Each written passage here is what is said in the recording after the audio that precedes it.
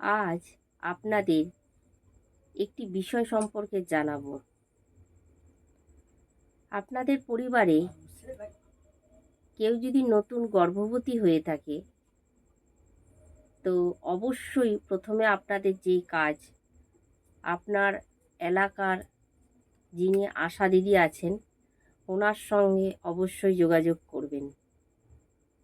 আপনাকে আশা দিদি বলে দেবে যে কোথায় যেতে হবে সরকারিভাবে নাম নথিভুক্ত করতে, এবং সঙ্গে কি কি তথ্য আপনি নিয়ে যাবেন এগুলোও আশা দিদি আপনাকে সব জানিয়ে দেবে।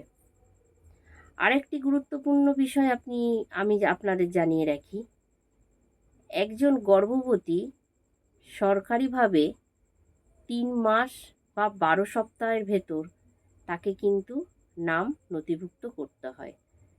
তাই আপনি যখন জানতে পারবেন যে আপনি গর্ভবতী হয়েছেন, অতি অবশ্যই দেরি না করে আপনার আশা দিদির সঙ্গে অথবা আপনার কাছে যদি কোনো স্বাস্থ্যকেন্দ্র থাকে তো সেখানে অবশ্যই যোগাযোগ করুন। ধন্যবাদ।